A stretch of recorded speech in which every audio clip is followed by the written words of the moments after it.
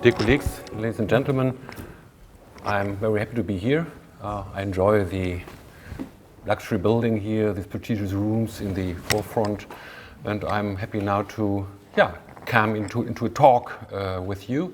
I was asked to give you some ideas in the connection of what we are doing, so what's the practical examples, what's the application in the State Library on the one hand, and to give a background why we do that and what's the surrounding, what the other activities around on a more strategic or managerial level.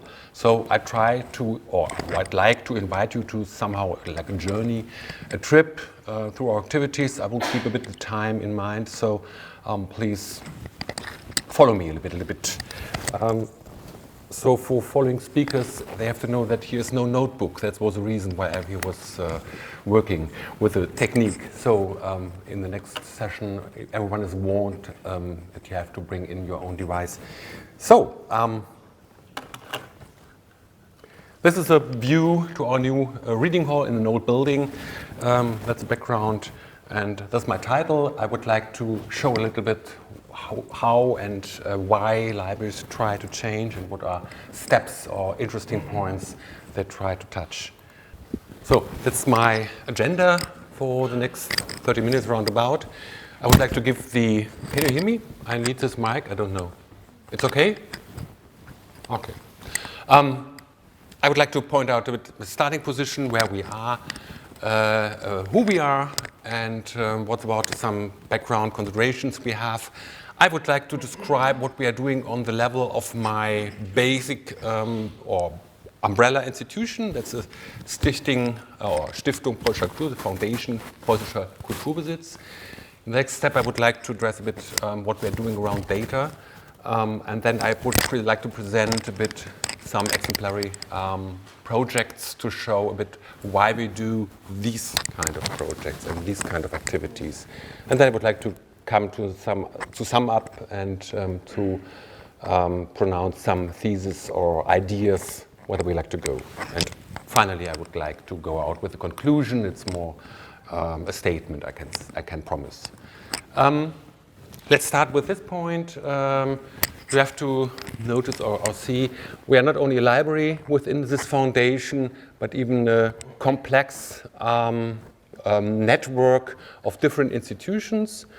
In all these other institutions, there are libraries included. Most of them have libraries, but for example, the State Library has a museum in the future. And but all this is roundabout cultural heritage objects. So we are not as our own or in our own hand. We are under the umbrella of this foundation, and so the perspective is much more cultural objects in the cultural heritage area than especially oriented on library objectives. I would like to skip this as it is. Museums, an archive, scientific institutes and libraries, that's our room. To summarize it a bit, this is coming from a historical background, coming from the old Prussian state, and these Prussian states were very keen to collect material from all over the world, which means that we have a lot of discussions around provenance and artifacts from the historical background, as you can imagine. That's even the library, but more the museums, because we have, for example, one of the biggest collections of ethnographic materials. It's a big employer with around about 2,000 employees. And as indicated, there are scientific institutes with us, many projects with researchers within and without, in a network with other institutions in Europe or worldwide. The State Library, I think, I'm not very sure, is one of the oldest institutions in this circle, founded at a very early time. It's the biggest research library, so we have a huge collections of physical books and other items. It's including pictures and many kinds of cultural artifacts you can imagine. which means we have a lot of content, of historic content. And even we are a new library in the sense of that we collect research materials, especially in the area of humanities, social sciences, soft sciences, you can say overall. So we left some time ago the area of mathematics, engineering, and things like that. So MINT is not with us, but the whole, and in a global perspective, area of soft sciences.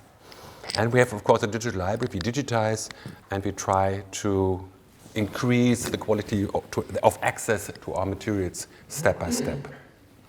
Let's to surround a little bit, and let's have a jump to this perspective traditionally libraries and other institutions have. I kept this from the Berkeley Library, and I think it's a classical view usually we have. So some scientific material for scholarly publishing is created, is evaluated, is publicated, and it is disseminated via libraries, retailers. It's preserved, hopefully, and it's reused. And then the next step, as a result of the reuse and the creation of a new material, is coming. So you can simplify it a bit and can say, so here are somewhere the producer involved, the distributor, and the consumer, a very traditional view of the roles we have. This is only to give this, I think it's an internal view of most of the people acting in this area. This clear separation of stakeholders within this publication cycle. So the producer, the distributor, and the consumer. A very static view. But to enrich the view to this well-known memo of digital transformation, I skip it to explain more what does it mean, what does it is. I think for the library I can say we are so far so good on the way to translate our well-known local services, on-site services into a digital form. And so we have digital services, we have projects, we have processes, but from our point of view, digital transformation means much more. Not just to translate individual services as they are, step by step, but to take into account that digital transformation is much more a core business. And this means that we in the library, but even in the foundation, are thinking about the new thinking of the value chain of knowledge and science, generation, modeling, storaging, and distributing. And in this perspective, the expectations to the library are changing. So our quality to adapt to new situations becomes the core quality we have to have. And this means something like a new self-understanding. That is all to explain a bit what's the environment, why we do these activities around, from example, at the end, OCR. And it's not a start-finish scenario. It's not an agenda you have to go, top 1 to top 10, and then you are very ready with that. So it's a continuously ongoing process.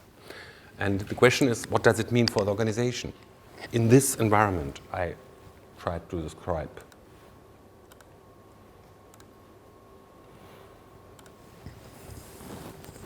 I would like to hold up two scenarios. The one is the library, what we are doing. It's a little bit more concrete. And the other is the SPK, the foundation view, because I have a double role, on the one hand in the library, on the other hand, together with a colleague as a chief digital officer for the foundation. And I like to mix it up to give you an idea about the environment we work. For the library, it's clear we enrich and enhance our digital services. The ritual digitization, so we called it, is established as a permanent and independent task and unit with integrated quality management routines. We try to consolidate our infrastructure, reduce the individual development. For example, we have organized a central board for all digital affairs, which govern, as you can say, one can say it, all activities around digital services and the processing to offer these services. It's about strategic process planning, coordination, and very, very important, prioritization.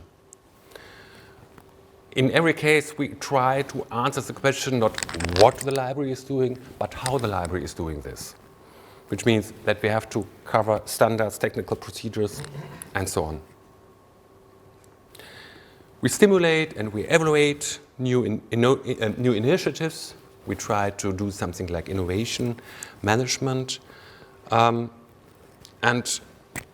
I think as a result, we have ordered the library into different fields of interest, using more cross-sectional structures, which means that many people from the library, from different organizational units, are working together in dedicated groups or timely restricted units organized to do something.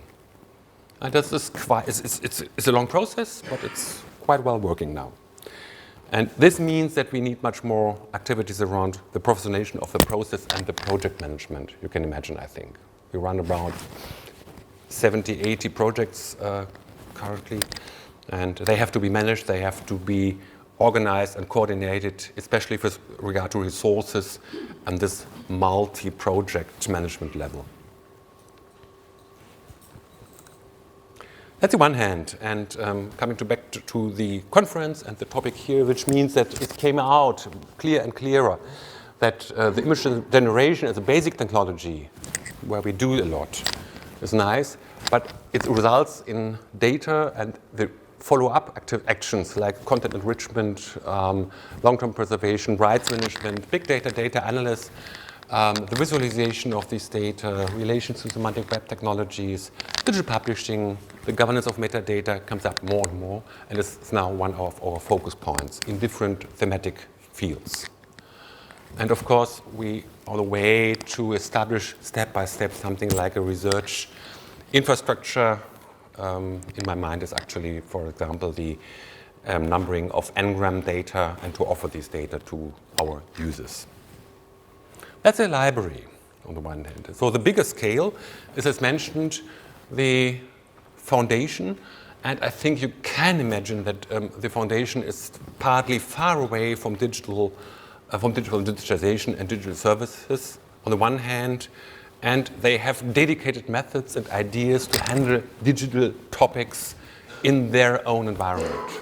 So that's a challenge which is very different to handle. But our premises were to have a comprehensive digital strategy for the foundation and to consider the foundation as a whole, because we think that in the end, the acting around digital or cultural objects in a digitized form is more or less, coming from different points of view, metadata, storage, services, comparable, to be careful. Our working metaphor is this nice view on the digital gardening. It's the idea of a garden where we try to offer options and possibilities to widen the view and to make clear, we have to clear up a little bit our garden. It's an existing field of potentials. And we try to insist by offering new possibilities to work, by offering new methods, new ways to collaborate, and new options for the staff. It's mostly related to the staff to change their mind, to come in, to join us, and to change in the end the way they work. This means that we have to work very transparent. We have done a lot for that to get the trust of the different actors in the foundation, and I can say that's something like that. It's a curve. Some we fail at some time, and then we have good success to agree on some things. And one important point was to cooperate very close with the communication department of the foundation. Mostly, I think, in the former times, they thought that they are responsible for the outside communication, and they now have learned that it's very important to be in the internal communication, be a part of it. And we developed some sort of new formats. Actually, we tried to establish a room, a localization outside of the foundation to have a gathering room for different people from different parts of the foundation that they can work like a workshop, in a workshop atmosphere, or you can say a lab or something like that. This is basically the idea to leave this institutional paths, and you can say in the institution the different branches of activities, and to think this from a digital core over the whole foundation.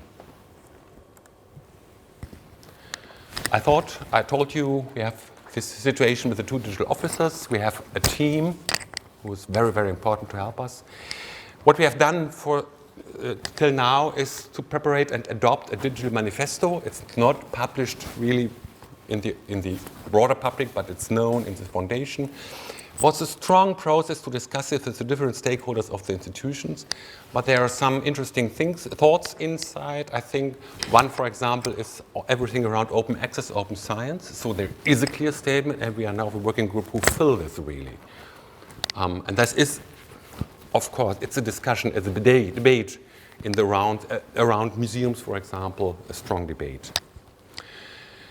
We define our fields of action. I give you some examples. We move forward with the digital strategy development. We are looking for projects. We try to get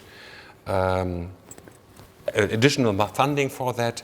And the most important point, I think, here for now in the moment is to clarify seriously what this can be. So this is about prioritization decisions, and this is a question of financing, not only about projects and third-party money, but how much the institutions give for the digital central approach for the strategy and for the change in the whole foundation.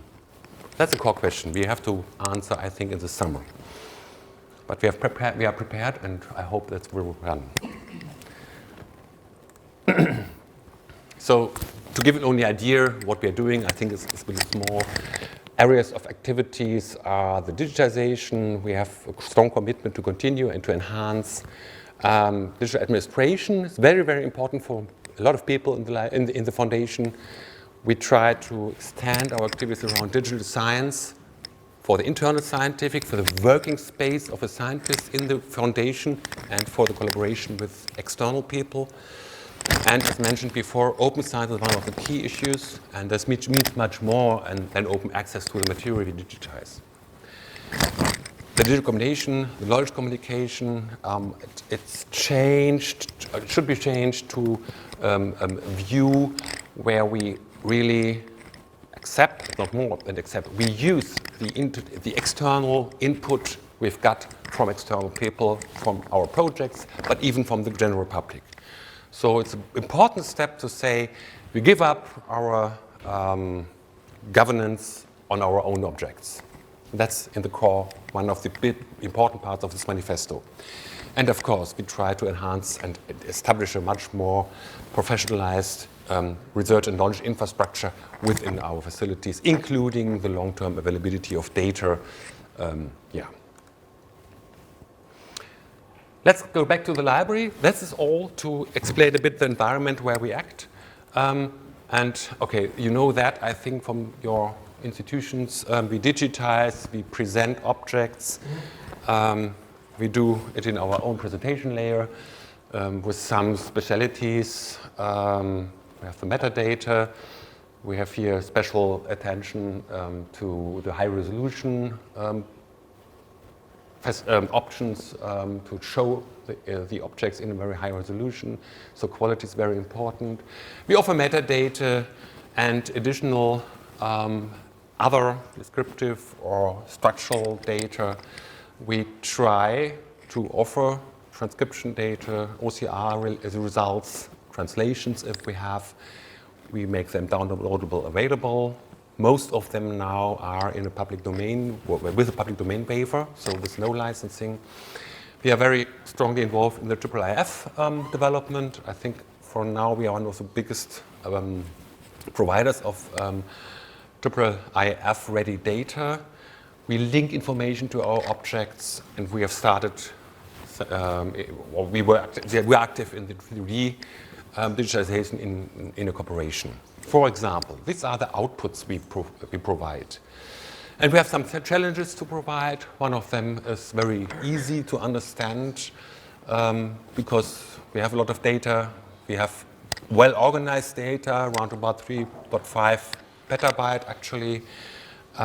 We try to extend the consciousness on our trustworthiness. That's very important. The challenge 2, of course, is the long-term availability and usability of data, not only for the original producer of the data who knows what he has done and how we can use this kind of data, but for other users, which means that we need much more information around the context in which a data set or digitized data are created. This means that we need the preservation history, which we need citability services, person identifiers, and so on and so on. And on something we are ready, and some places or areas we have to do a lot. And maybe much more important or most challenging of these 3 is the sense and the meaning of the data, which means the context of the content we offer. It means that we document the changes in the history of the object under the curation. And we need this combination between the physical object on the one hand and the digital object and its own history on the other hand. And it's about the reuse of data. We like to document the reuse of data and the additional information we could get from projects, from users of this data. Which means that we need much more attention to create a digital policy, data creation policy, technical provision, how we do that. I could explain you or could tell you some examples where we fail in the past by digitizing and presenting digital objects. And of course, in the end, it's a question of data management. So we learned something from this process. And as you know, libraries are classically, especially a library like my library, a collection unit for imprints, for example. And we learned that this is, in the digital times, much more changing into a role that we must be able to create in the digital, for digitals, to create the data for long-term, and which means much more than curating in terms of storaging, but to understand this data. Okay, we have primarily, I think we have to look for our own production. And most of the data we have our own production. For other data, kind of data, we have partners, they do for us. And in this sense, this combination or this role, this classic role of collection and curation stakeholders in the library is now for the digital. The colleagues have to learn how this works. And we have to learn much more that we have to trust other parties. So we have to work in networks. I told us a bit about the data processing. It's a very pragmatic question, how to handle this mass of data. And we have, especially, I think, important for me for the moment is this changing role for the scientific, especially scientific, but for the staff in general. The staff who has a much broader responsibility for the content and the long-term availability and usability of the content we have and we offer. This is under the umbrella or the pledge of digital curation. I would like to cite this. I think it's the best definition we can get, actually. So it's in the slide. I skipped this now. So there maybe are different ways to change. Many of our institutions are in the way to change. And I think you know this nice view from Darwin in the end. So we have a similar conversion to new positions, to new formations, but maybe the adoptions are very different and the way to the adoption. So I tried to show a little bit how we try to do that. And that's basically the background for the reasons why we do these kind of projects. And I would like to present briefly two of them. For example, this project has started well, 10 months ago, I think.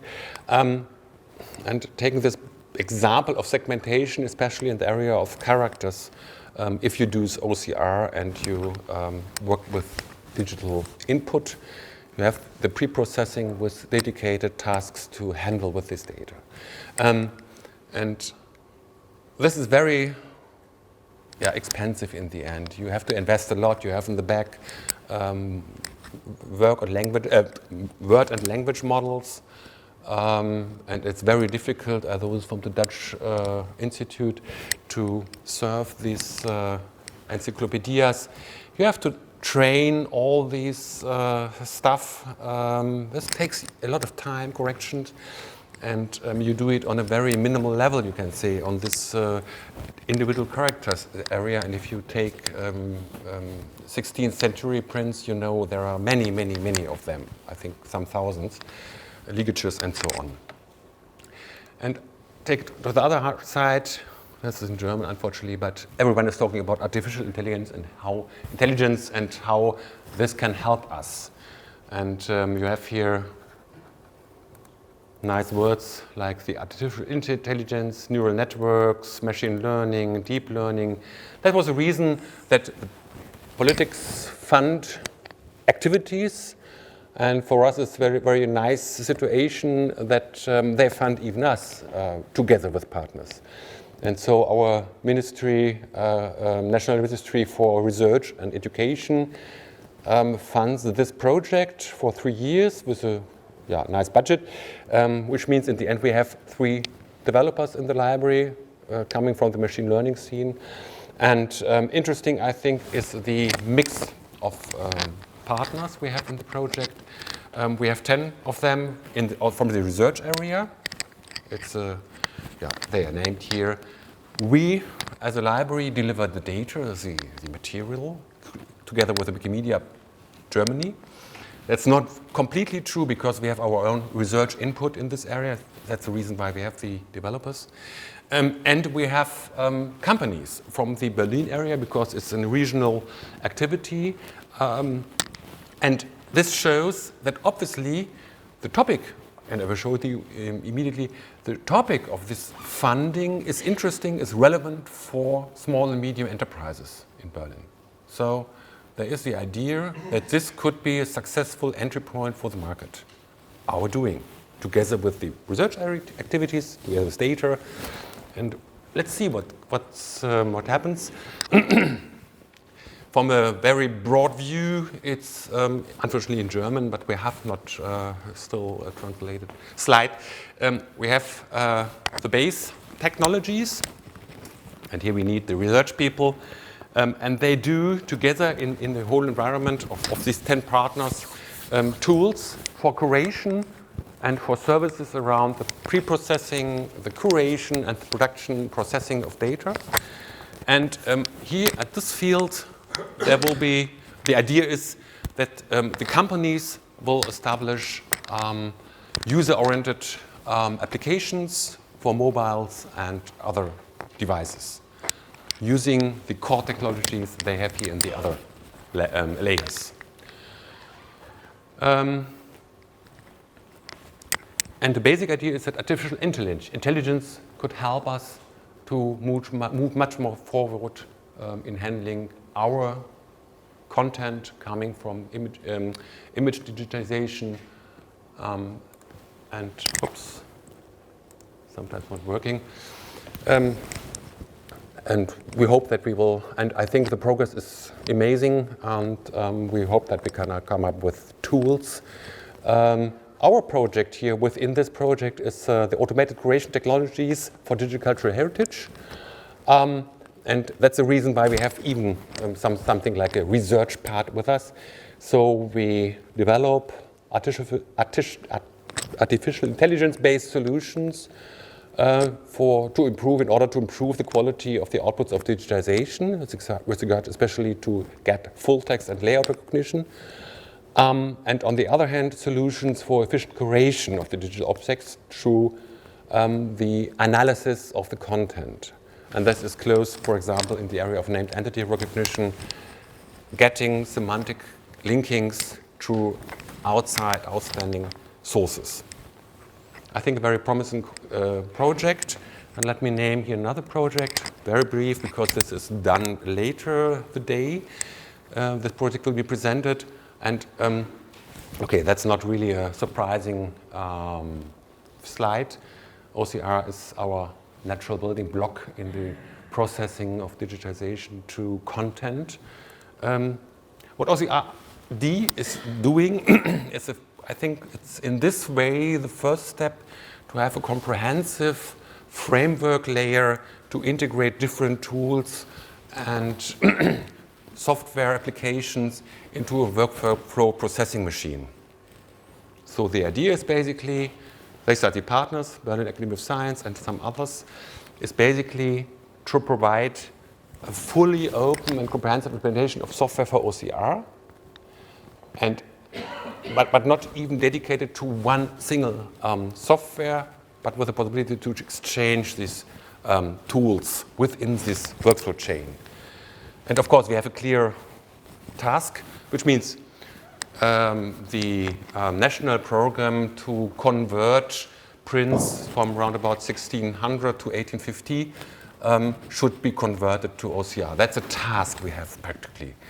Within the project, we have several projects done in universities and research institutions, and they try to enhance the quality for topics like pre-processing, separation, layout and recognition, post-processing, and so on.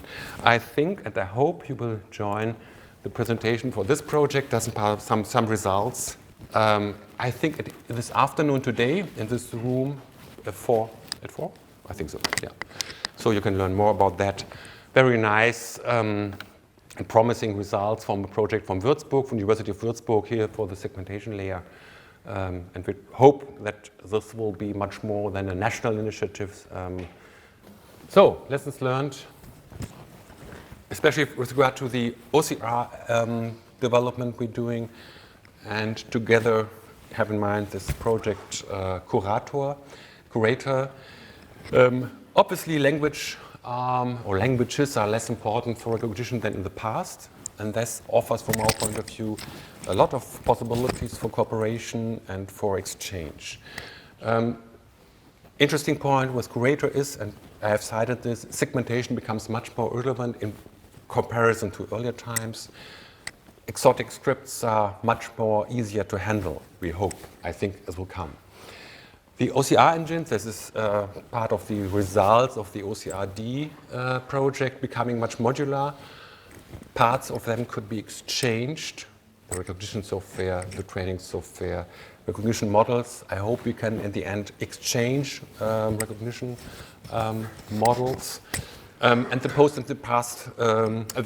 pre and post processing becomes much more clearer, exchangeable, and one can share results. That's one point. And obviously, that's why I've mentioned it, we have profit that from the situation that the machine learning, deep learning community see the OCR challenge as a nice task. It's from their point of view, it's relatively easy to understand, and they like to do it. And that's our experience. We have these people, they could get much more money in the industry, I think, but they are affected by this topic. Yeah? And that's the reason, I think, why they are with us. And okay, part of that is that commercial applications could come. All these companies hope that they can make some market success with these new products. That's on the one hand our result. For the post-OCR time, one could think that this OCR topic for historical documents could be finished at a timestamp in 10, 15 years. Interesting question for our conference here, I think.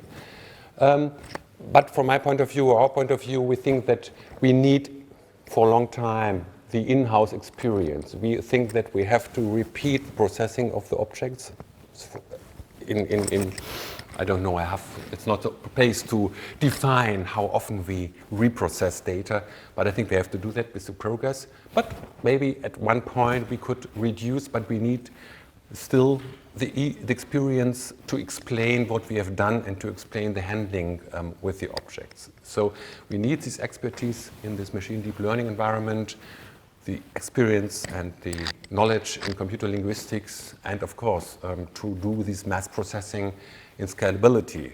We have not really satisfying processing times for doing that still now. And we need the quality to integrate this in our workflows, in our systems.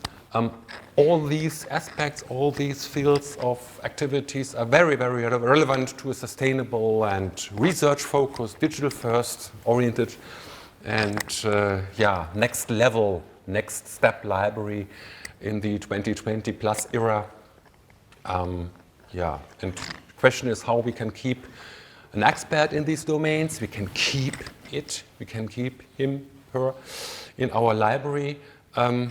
I think one very important answer is we have really relevant topics. It's much more interesting to do something around these cultural objects than with the question how I can optimize schedules for public transfer or something like that. So I skipped this because this was only to show you a bit examples around newspapers as digitized objects,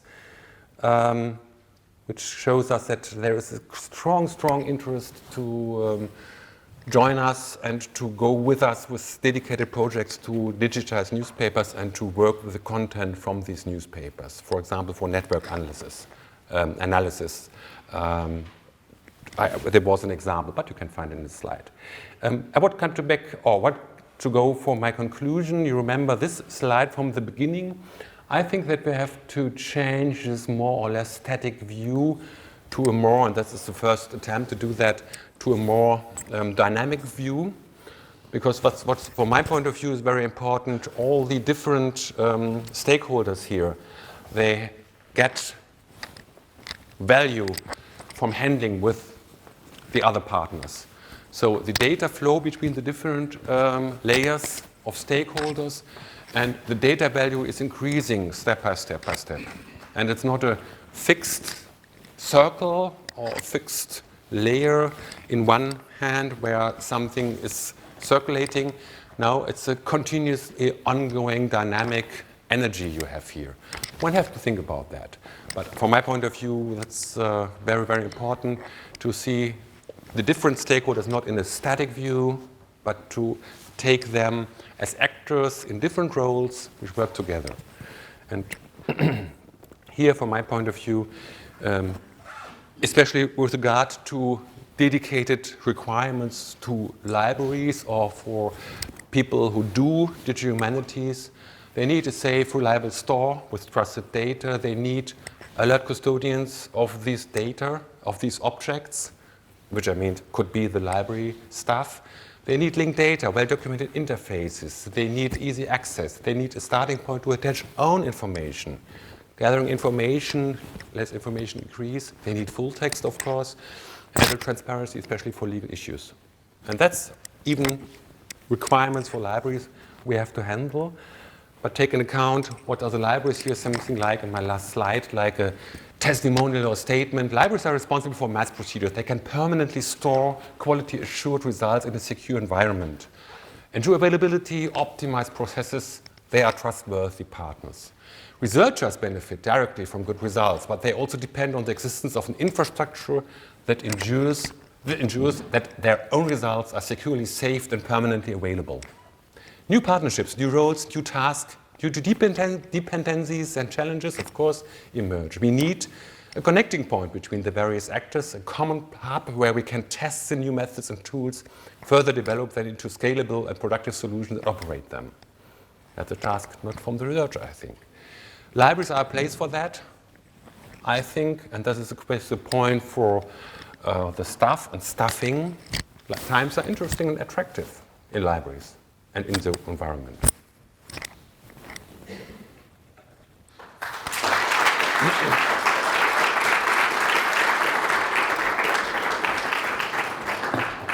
Thank you for this overview. My attention was immediately drawn by an image of OCR and an Arabic document. And my question is, do you have any results? Can you read such a document? So far as I know, these documents, I was asked to repeat the question. The question was for the Arabic manuscript and whether we have an automated process to translate or to transcribe this into OCR. To convert the image into Unicode. Yeah. This is a handwritten manuscript. Yeah. And so I'm mostly dedicated to OCR, but you know, there are some progress in the area of handwritten recognition, but not from our institution. I don't know where the Günther Mühlberger is here. They do much progress, so far as I know, not with the Arabic alphabet. Yeah, so till now, but it cannot yet be read. Yeah. We have transcriptions, partly from historical times, for these manuscripts, and we do offer that if we have that. But it's heavy work, you can imagine. If we have, we offer. If we have, we offer. I see, yes.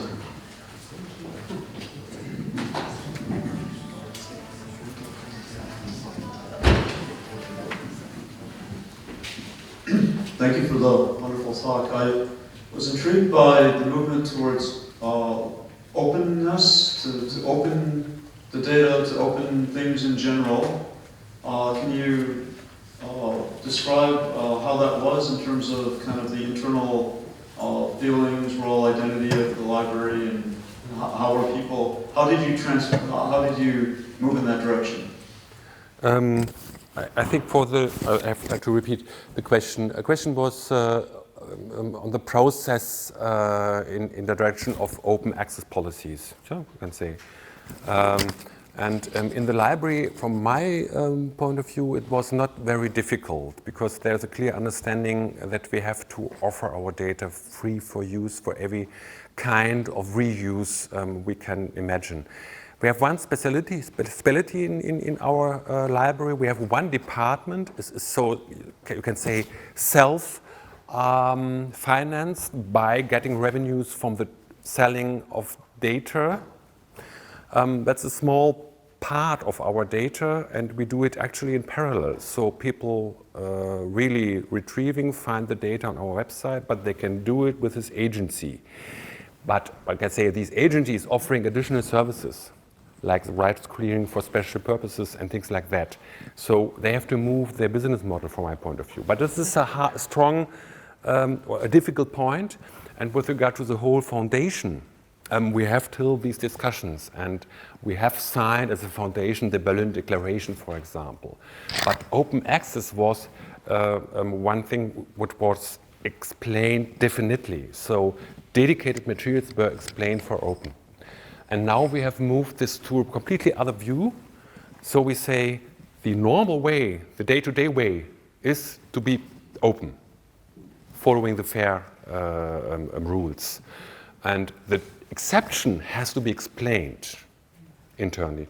And that moves the view. We have still these problems with this agency, for example, and some other people in the context of the whole foundation. But we try to make clear that this exception has to be explained in a very clear and reasonable form. And from my point of view, that's my opinion, we have to publish the explanation why we don't offer. So the whole rule is to be open, to go with interaction of open access and to enhance the policies in the foundation to open science, which is much more. Wonderful, thank you.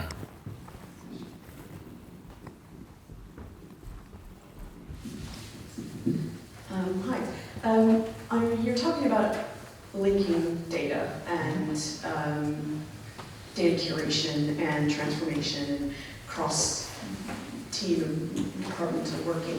So I'm curious about how you're bringing data that you're creating, like OCR and maybe transcriptions and preservation metadata, descriptive metadata, cataloging, translations. There's so much data in a library, and traditionally a lot of those have been maintained in silos. So I'm curious about how you're linking how you're actually in a practical way bringing that together and linking that together for your own internal purposes to improve how you manage these and how you actually provide access and improve discovery for these.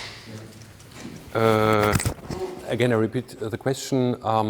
So mostly metadata, different kinds of metadata are in silos dedicated to different applications or collections, and how we handle this in the future. And I can say that is a challenge, of course. And we started in the library, and one part of this homogenization of infrastructure issues is, of course, to bring these different types of data and systems together to join them. And that is really step-by-step work. For example, we now modelize a basic core set for metadata for the library. We try to reduce the specialities. And one organizational step was to establish a metadata clearing unit. So they have at the end to testify this is okay. So no one is, this is not allowed, it's a strong rule, is not allowed to invent something by itself. But we have the historic. Here, it's a step-by-step approach. We are now looking relatively concrete for some sort of a data unification zone where all these alignments of metadata schemas can be held. This is one activity. And the other, more related to the foundation, we just got a bit of money to do the first step, is to go for a platform based on linked data where we can merge all the data from the foundation, not with the goal to homogenize all these data. I think that's a loss of much knowledge we have, but to make them available like via new technologies, RDF, reasoning. That's the idea, to create something like a data platform for the foundation collections. But I think I see this in, I hope that we will have a first prototype in 3-4 years. That's a long run. And I can say that we in the library are much, it's these, the idea that we have to do that is in the library, I think now more or less clear for most of the people, but in other institutions, this is a long way to raise awareness that we have to go in this direction. It's a long way. Hello, Reinhard. Hi. I noticed that in your talk, you talked quite a lot about retrospective digitization of analog materials, but said very little at all about born digital materials. Is that not the focus of your library? I think we spend and we buy, we acquire in a global scale, and I think there are different levels of development, or I have to repeat. The question was what we do with born digitals. Yes, we spend around about 50% of our budget for born digital objects, and we have in the foundation some places where research data comes up. So that's our born digitals, and they are very, very important. I try, my consideration was with regard to curation, that we discuss it in the way that the data where we have really the last responsibility are more important with regard to digital curation than data we've got from big suppliers, for example, when they have good contracts, good partners, networks to store this kind of data. So in this sense, I have to say they are even very, very important. We must be sure that we can offer them in the future to our customers, our users. But our attention, our prioritization should be the data where we have the last resort responsibility. For dedicated sources, for example, open access repositories, we do some. We have a different view, because we say here we are the last place where these data has to be secured for sure. And we are acting now with colleagues or partners where this kind of open access data, especially I think, or smaller publishers, unsecure layers of safe harbor challenges. For example, a small publisher from the scientific society, that's another case. So in this case, and this is part of the foundation manifesto even, we take responsibility and we do work for them. So born digits are very important, to make it clear. Yeah, but they are mostly better secured than our own production data in the middle and long run.